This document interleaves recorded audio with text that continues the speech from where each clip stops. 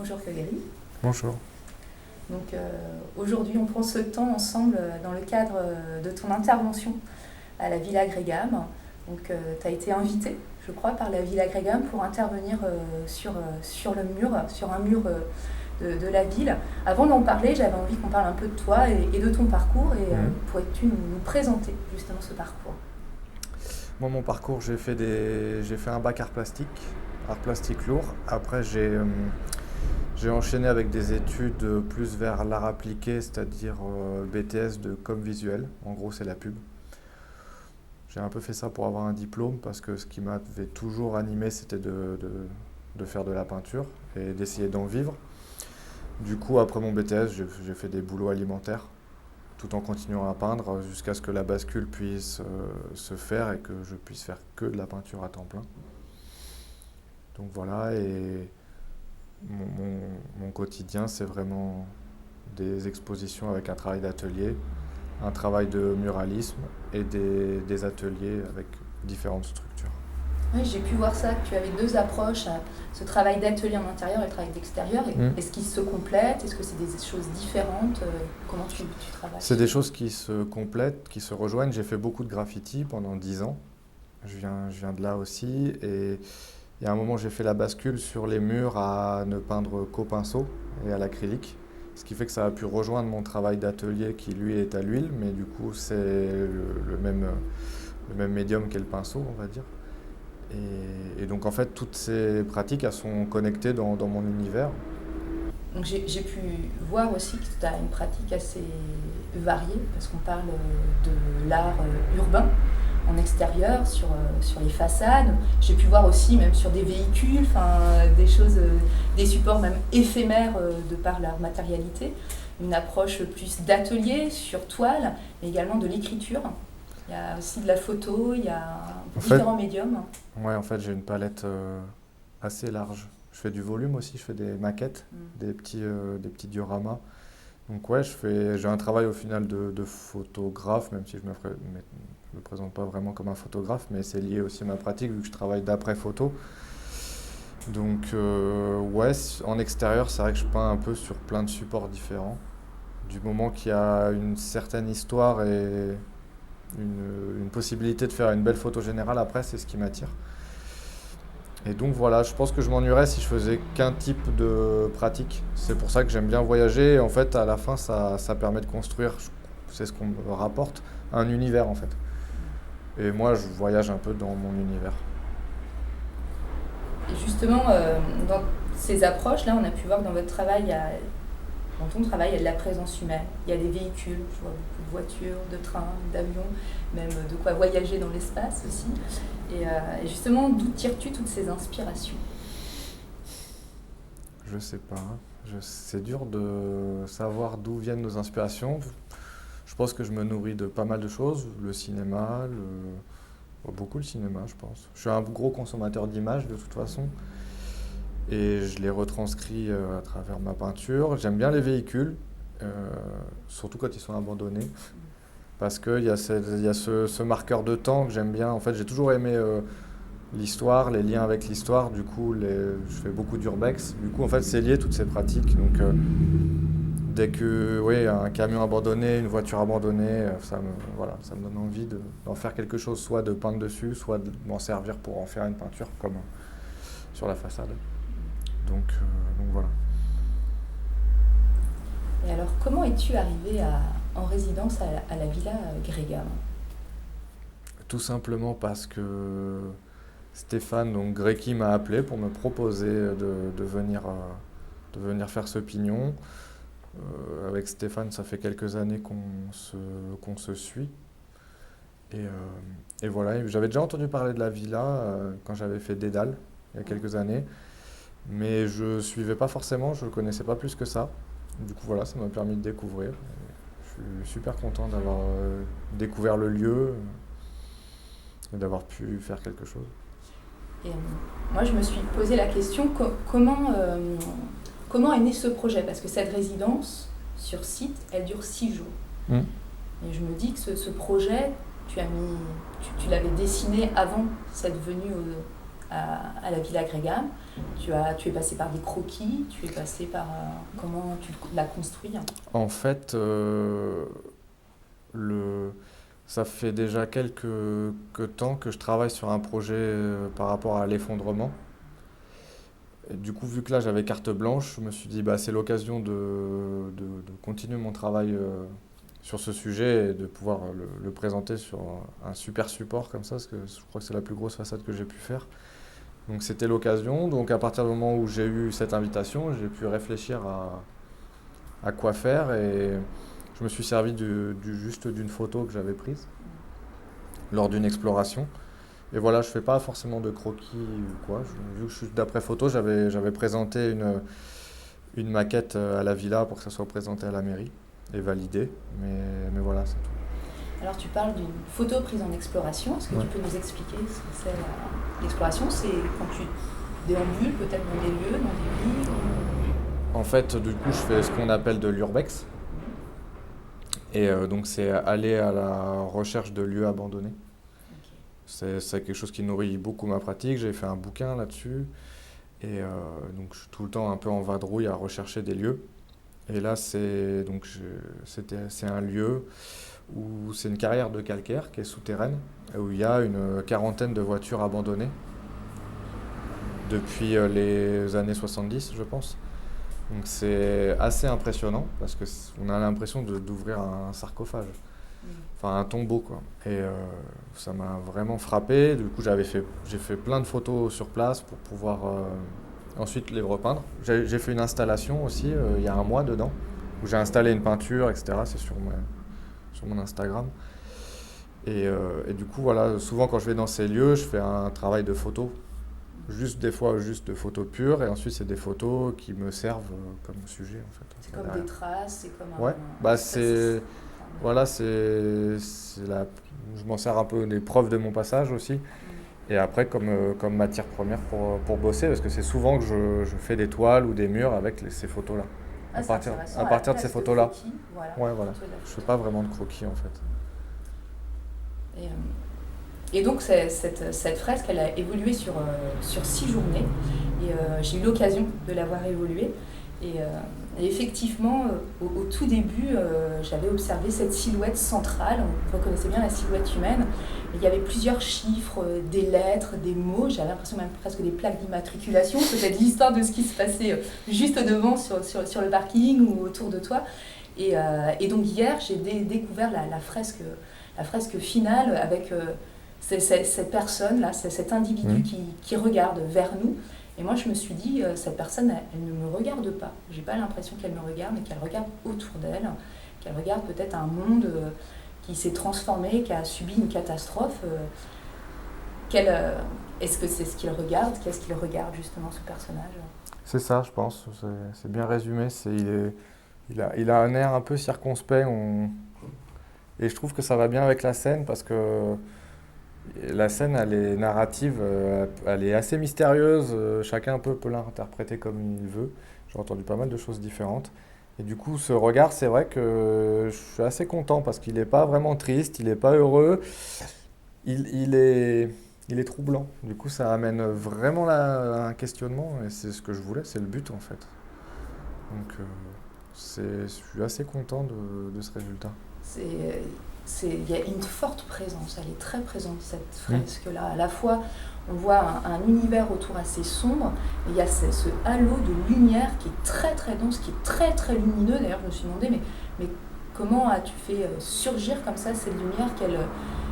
Quelle peinture tu utilises pour avoir ce rendu-là? En fait, j'ai fait un travail de clair-obscur. Déjà, c'était un gros défi parce que j'en fais très rarement. J'en fais même jamais et les essais que j'avais faits, c'était toujours un peu nul.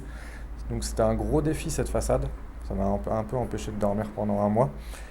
Et l'idée, voilà, c'était ça. C'était un univers très sombre avec une lumière centrale qui est très forte. La lumière dans les ténèbres, un peu, c'était vraiment ça. Après, en termes de technique, c'est de la peinture acrylique. De toute façon, c'est juste que l'extérieur de la fresque est foncé et j'utilise moins de lumière. Et petit à petit, plus on se rapproche du centre, plus j'ai utilisé des couleurs claires. jusqu'à mettre des touches de blanc pur au centre. C'est ce qui fait, ça reste de la technique de peintre en fait, pour qu'on ait cet effet de halo en fait, de lumière. Et toutes les jeux d'ombre font qu'on comprend bien cette lumière. Et justement, moi, je me suis posé la question aussi du procédé de création, parce que tu en parlais, la surface, elle est très grande. Comment tu arrives à te rendre compte de la qualité du dessin que tu vas avoir à la fin, parce que c'est très précis, il y a vraiment une qualité même graphique dans ce que tu proposes, et je me dis, mais comment tu arrives à être sûr du résultat, parce que l'échelle est tellement grande. En fait, d'où l'importance du travail en atelier, je pense, qui est un peu comme un entraînement. Je crois que c'est un peu, on connaît nos gammes en fait. Du coup, je peins sur le mur, j'avance. Après, avec la nacelle, je prenais du recul pour voir si ce que j'ai fait, ça fonctionnait. Et ensuite, je reviens et je continue. Et en fait, quand on connaît un peu sa façon de peindre et la technique, voilà, on peut avancer. Après, c'est un peu dur à expliquer. C'est comme un pianiste qui regarde plus les touches, quoi. Du coup, au bout d'un moment, voilà. Avec l'habitude, on arrive à faire des choses. Alors tout à l'heure, j'évoquais ces lettres, ces noms, ces chiffres.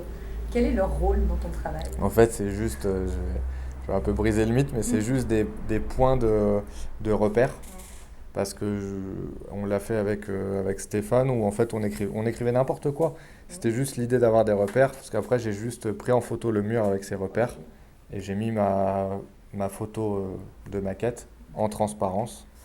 Et comme ça, je savais où tombaient toutes les lignes et les traits. En fait, beaucoup de peintres maintenant utilisent cette technique parce qu'elle est beaucoup plus simple que la mise au carreau traditionnelle.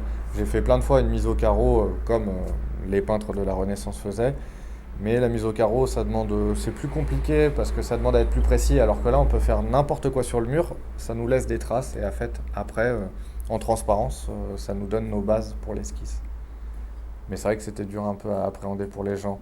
Les gens, en fait, vu que c'est des lettres et des chiffres, ils essayent de comprendre quelque chose. Alors qu'il y a des gens, ils font des croix et des ronds.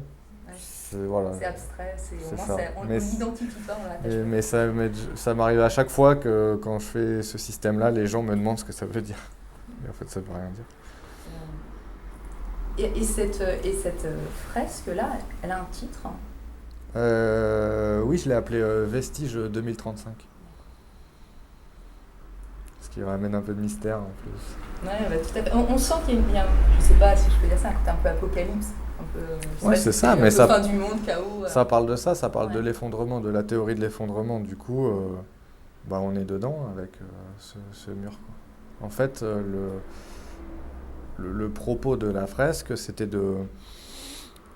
que cette photo, elle ait été prise en 2035, après un effondrement de notre société, parce que les calculs, c'est la collapsologie, parle de 2030 pour un effondrement.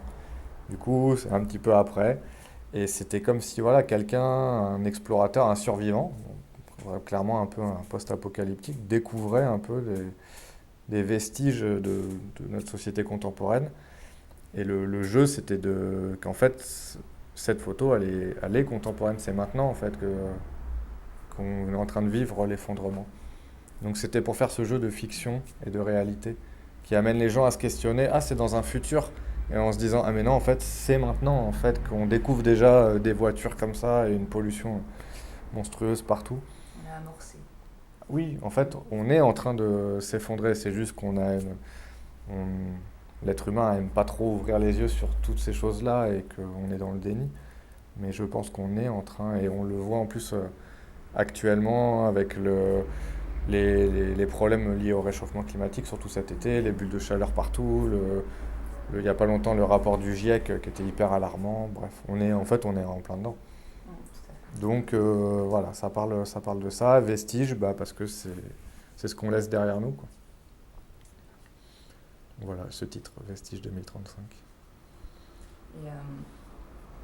Et alors, cette résidence à la Villa Grigam, est-ce que ça a apporté quelque chose aussi dans ton travail, peut-être dans ta pratique, le fait de passer sur peut-être comment ça a pu peut-être compléter ou approfondir des choses que tu mets sur lesquelles tu es en train de développer en fait ton travail. Ce qui est vraiment bien, c'est que déjà ça m'a permis de m'exprimer. Parce que là, quand on est invité pour ce genre de projet et qu'on a carte blanche, en fait, c'est génial pour un artiste. Et donc ça a permis d'exprimer et de continuer mon projet sur cette idée d'effondrement et de pouvoir le défendre auprès des gens, voilà, d'avancer en fait dans mon projet. Et ce qui était chouette, c'est de pouvoir échanger avec les autres artistes présents. Du coup, moi, je discute avec eux et en fait, ça nourrit ma démarche en fait. Donc c'est super porteur, c'est vraiment bien. C'est vrai que c'est aussi la richesse de ce lieu, de pouvoir aussi permettre la rencontre avec d'autres artistes et pouvoir échanger sur des pratiques. C'est ça, à la fois des artistes et à la fois des gens pas artistes. Donc ça, c'est bien. En fait, ça permet juste de sortir de l'atelier, quoi. Oui, effectivement, je crois qu'il y a eu des échanges avec les habitants. Ouais, voilà, c'est ça, c'est bien. Ça a permis ces rencontres aussi. Et je pense que ce soir, je vais en avoir plein des échanges, enfin, j'espère. Donc, c'est le but dans moi, mon projet artistique, ça vient mettre un petit échelon de plus, en fait, pour que j'avance. Donc non, c'est vraiment chouette. Et quels sont tes projets pour après? Là, j'ai une résidence artistique qui commence lundi en Charente. Donc là où je viens, à côté d'Angoulême, dans un centre d'art qui s'appelle Chabram. Donc c'est un centre, c'est un peu comme la Villa Grégam, c'est un centre d'art contemporain qui est dans un petit village de 500 habitants, donc dans une zone blanche où il n'y a pas grand-chose non plus, et où je vais faire un travail où je vais peindre 2 façades.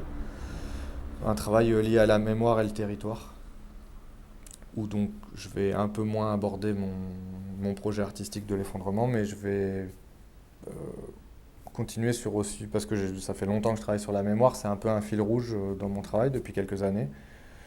Et du coup, je vais travailler sur ça. Et après, j'ai d'autres façades en Charente et Charente-Maritime, où là, je vais pouvoir un peu continuer mon projet d'effondrement. C'est intéressant la question de la mémoire et de la trace, surtout sur un art qui est souvent éphémère. C'est ça. Donc, En fait, c'est un peu le fil rouge de mon travail, le travail mémoriel, que j'ai un peu adapté des fois différemment, parce que je recherche dans plusieurs directions. Et c'est un travail de mémoire aussi, celui-ci, puisqu'on parle encore de ce qu'on laisse derrière nous, du temps, c'est toujours ça, juste que je vadrouille un peu autour de cette question-là. Donc, ouais, la mémoire, c'est quelque chose peut-être qui me hante un peu, je pense. C'est pour ça que je le travaille depuis vraiment des années, avec mes livres et mes différents projets, quoi. Donc j'ai pu voir que tu vivais à Angoulême. À Angoulême, il y a le festival de la bande dessinée, et je pense qu'il y a pas mal de choses qui s'y passent. Est-ce que ça peut peut-être nourrir aussi ton travail? Moi, dans ton approche est tellement graphique, réaliste, des fois il y a vraiment cette approche ça raconte aussi une histoire en fait quelque part. On peut nous se faire notre scénario. Alors je sais pas si est-ce que c'est peut-être tu es originaire d'Angoulême, ou est-ce que voilà cette ville aussi ça apporte quelque chose dans ton travail? Alors je suis pas originaire d'Angoulême, je suis originaire de Poitiers. Alors le festival de la BD et tout ce qu'il y a autour de la BD à Angoulême, ça me nourrit pas parce que j'y vais pas et j'en fais pas partie. Et le problème, je pense, d'Angoulême, c'est qu'on parle que de la BD. Il n'y a pas de galerie d'art et il n'y a pas de travail. Il y a très peu de travail autour de la peinture, et les murs peints d'Angoulême sont même pas peints par des muralistes qui présentent leur art. C'est des trucs de BD qui sont peints. Donc, au final, ça nourrit pas grand-chose par rapport à ma pratique. Parce que c'est malheureusement trop axé sur le cinéma d'animation et l'illustration et la BD. Donc bon. Et après un peu une veine aussi un peu plus porteuse sur cet art-là qui pourrait avoir sa place aussi. Et après pour l'idée de narration, ouais, j'adore raconter des histoires à travers mes projets. Donc c'est vrai qu'il y a il y a toujours pas mal de fond dans ce que j'essaie de proposer. C'est rare que je fasse des images plutôt gratuites. J'aime bien qu'il y ait vraiment une histoire et qu'il y ait quelque chose à dire. C'est pour ça que je fais des livres, parce que j'ai des choses à dire en fait. Donc, voilà. On sent dans le travail que tu proposes aussi, je sais pas, il y a une rencontre avec l'autre aussi, puisque très souvent il y a cette présence humaine qui regarde en fait vers le spectateur.